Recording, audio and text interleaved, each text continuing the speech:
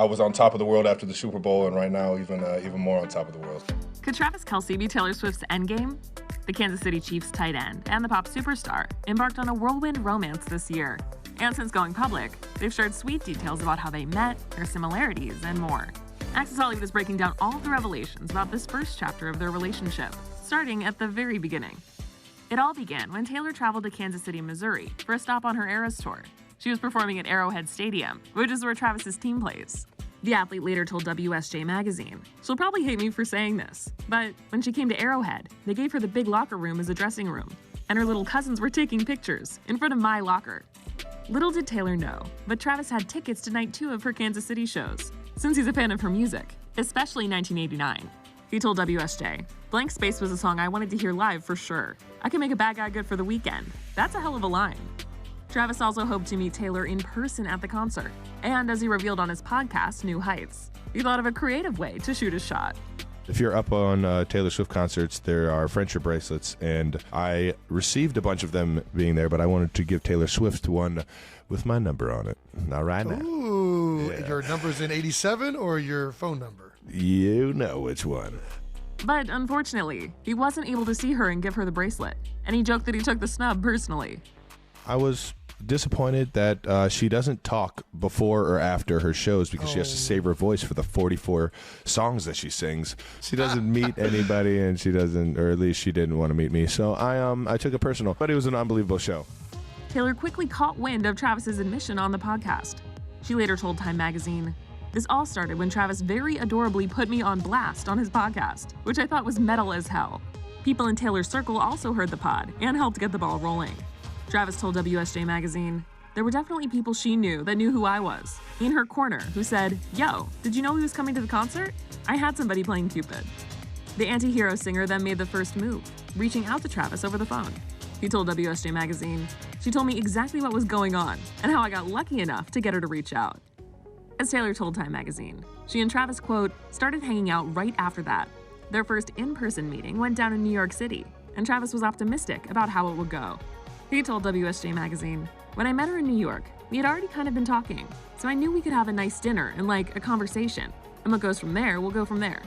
While he wasn't nervous, his loved ones were. He told the mag, "Everybody around me telling me, 'Don't f this up,' and me sitting there saying, 'Yeah, got it.'" At that point, the public had no idea they'd connected, and they were letting things blossom without the pressure of the spotlight. Taylor told Time, "We actually had a significant amount of time that no one knew, which I'm grateful for, because we got to get to know each other." Of course, people ultimately did find out. Reports first surfaced in September that the two were spending time together. Initially, Travis kept pretty coy about the romance speculation and was careful with what he said to the press. He told WSJ Magazine, "That was the biggest thing to me. Make sure I don't say anything that would push Taylor away." But while chatting on the Pat McAfee show, he teased that he'd extended Taylor an invite to a Chiefs game. I threw it out there. I threw the ball in her court, and I told her, maybe I've seen you rock the stage in Arrowhead. You might have to come see me rock the stage in Arrowhead and see which one's a little more lit. So we'll see. We'll see what happens in the near future. The near future ended up being sooner than anyone could have expected. Taylor attended his game against the Chicago Bears days later and cheered him on alongside his mom, Donna Kelce. While her big game day appearance came after weeks of dating, it was the first time fans had seen them together and got confirmation that there was something brewing. Taylor later said in her Time Person of the Year interview, "By the time I went to that first game, we were a couple. I think some people think that they saw our first date at that game. We would never be psychotic enough to hard launch a first date." On New Heights, Travis raved over Taylor coming to the game. Shout out to Taylor for pulling up. That was pretty ballsy. Yeah. I just thought it was awesome how everybody in the suite had nothing but great things to say about her. The friends and family. She looked amazing. Everybody was talking about her in great light. To see the slow motion chest bumps, to see the high fives with mom, to see how Chiefs Kingdom was all excited that she was there. That was absolutely hysterical, and it was definitely a game I'll remember. That's for damn sure. And then we just slid off in the getaway car at the end. Tay has been at many more games since, and always seems to have the best time cheering for the Chiefs. She told Time Magazine, "Football is awesome, it turns out. I've been missing out my whole life." Her appearances at the games attracted a lot of camera attention, making her a frequent fixture on the football broadcasts. She told Time Magazine of all the camera time, "I don't know how they know what suite I'm in. There's a camera like half a mile away, and you don't know where it is, and you have no idea when the camera is putting you in the broadcast. so I don't know if I'm being shown 17 times or once. Travis also weighed in on all the focus on Taylor. I think it's fun when they show who all is at the game. You know, I think it brings a little bit more to the atmosphere, brings a little bit more to what you're watching. But at the same time, I think They're overdoing it. they're overdoing it a little bit for sure, especially my situation. Right? I think they're just trying to have fun with it. All the Taylor screen time annoyed some football fans, but she wasn't too worried about any negativity, telling Time magazine, "I'm just there to support Travis. I have no awareness of if I'm being shown too much, and pissing off a few dads, Brads, and Chads."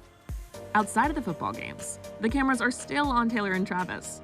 When photographers spotted them out on one of their date nights, the athlete seemed to step in like a bodyguard to support Taylor, which he later said is basically his MO.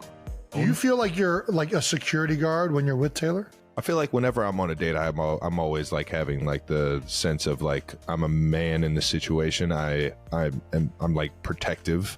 Yeah, for sure. You always kind of have that feeling or that self-awareness, I guess.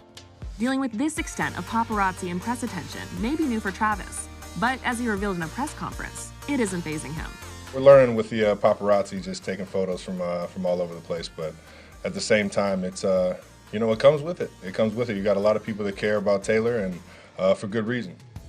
In his WSJ Magazine cover story, Travis went into more detail about what it's been like navigating a relationship in the public eye with a global superstar, saying, "Obviously, I've never dated anyone with that kind of aura about them. I've never dealt with it. But at the same time, I'm not running away from any of it. The scrutiny she gets, how much she has a magnifying glass on her. Every single day, paparazzi outside of her house, outside every restaurant she goes to, after every flight she gets off. And she's just living, enjoying life. When she acts like that, I better not be the one acting all strange." Taylor also opened up about the public nature of their relationship, telling Time magazine, "When you say a relationship is public, that means I'm going to see him do what he loves. We're showing up for each other. Other people are there and we don't care. The opposite of that is you have to go to an extreme amount of effort to make sure no one knows that you're seeing someone. And we're just proud of each other." Taylor's pride in Travis was on full display when the athlete achieved a major NFL milestone. In November, he became the fastest tight end to reach 11,000 receiving yards and the only player in Chiefs history to ever do so. The team posted about it on Instagram, and Taylor gave it a like, a gesture Travis was grateful for. Thanks, Tay. I appreciate you on the Chiefs page supporting. Gotta love the support. Travis has shown just as much support for Taylor's career. He traveled to Argentina to see her on the Eras Tour, dancing and smiling throughout her set. And when she got to her song Karma, she changed the lyrics for him, singing, "Karma is the guy on the Chiefs, coming straight home to me." Travis revealed on his podcast that he was stunned by the new lyrics, even though he'd gotten a heads up. I had no clue that, I might have had a little bit of a clue, but definitely when I heard it come out of her mouth, still shocked me. And Yeah, you could tell in the video. I was like, it was pretty. oh, shh. He also said the concert blew him away. The show was even more electric, knowing that I had a little bit more to enjoy for. And yeah, Taylor absolutely ripped it. She killed it. And it looked like she was having some fun up there. Travis watched the show right next to Taylor's dad. The August singer's parents are a big part of her life and have been a part of every step of her career. And that focus on family is something that she and Travis share. The NFL star told WSJ Magazine, "Everybody knows I'm a family guy. Her team is her family. Her family does a lot of stuff in terms of the tour, the marketing, being around. So I think she has a lot of those values as well, which is right up my alley." In addition to her value system, Travis also likes the way Taylor's mind works. In his WSJ Magazine interview, he called her, quote, "a genius," and, quote, "hilarious," and gushed over the way she turns life into poetry through her songwriting. He said, "I've never been a man of words. Being around her, seeing how smart Taylor is, has been f***ing mind-blowing. I'm learning every day."